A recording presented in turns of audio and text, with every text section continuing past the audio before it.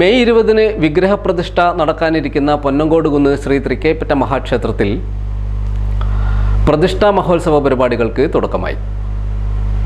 Kozhikode mayor doctor Beena Philip അധ്യക്ഷയായ ചടങ്ങിൽ MK Raghavan MP പരിപാടികൾ ഉദ്ഘാടനം ചെയ്തു.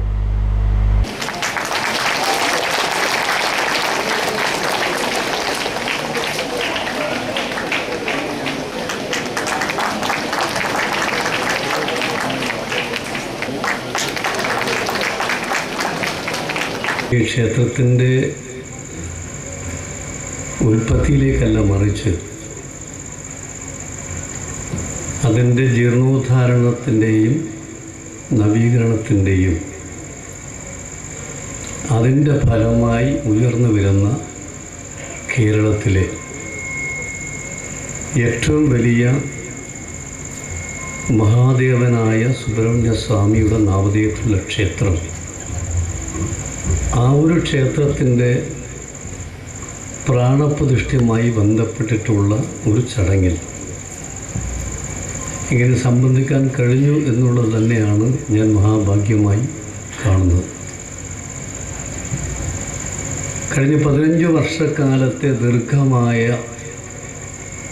ഈ സംഘാടക സമിതിയുടെ കഠിനാധ്വാനം, അക്ഷീണമായ പ്രയത്നം, അതിൻ്റെ ഫലമായിട്ടാണ് ഇന്ന് സമ്പൂർണ്ണമല്ലെങ്കിലും ഇന്ന് കേരളത്തിൽ തന്നെ തല ഉയർത്തി നിൽക്കുന്ന ക്ഷേത്രമായി മാറിയിട്ടുണ്ടെങ്കിൽ അതിൻ്റെ അവകാശികൾ എന്ന് പറയാൻ സാധിക്കുന്നത് ഈ സംഘാടക സമിതിയിലെ ഭാരവാഹികളും പ്രവർത്തകരുമാണെന്ന് പറയാൻ ഞാൻ ആഗ്രഹിക്കുകയാണ്.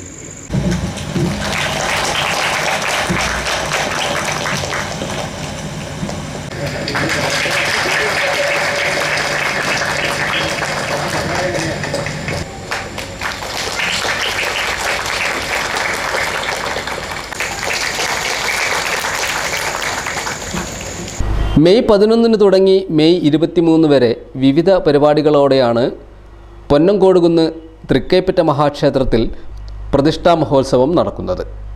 വിവിധ പൂജകൾ, പ്രഭാഷണങ്ങൾ, ആഘോഷവരവുകൾ, കലാപരിപാടികൾ, സാംസ്കാരിക സമ്മേളനം തുടങ്ങി വിവിധ പരിപാടികൾ ആഘോഷത്തിൻ്റെ ഭാഗമായി നടക്കുന്നുണ്ട്.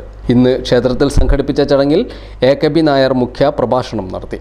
മാതൃഭൂമി മാനേജിംഗ് എഡിറ്റർ PV ചന്ദ്രൻ മുഖ്യ അതിഥിയായിരുന്നു.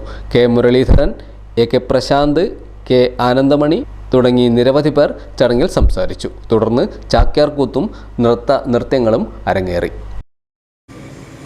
ഒരു സത്സംഗം നടന്നുകൊണ്ടിരിക്കുകയാണ്. ഇതൊരു സാധാരണ ജനങ്ങൾ കൂടിയുള്ള ഒരു സമ്മേളനമാണ്. ചൂടുപിടിച്ച കാര്യങ്ങൾ ചർച്ച ചെയ്യപ്പെടുന്നൊരു വേദിയല്ല.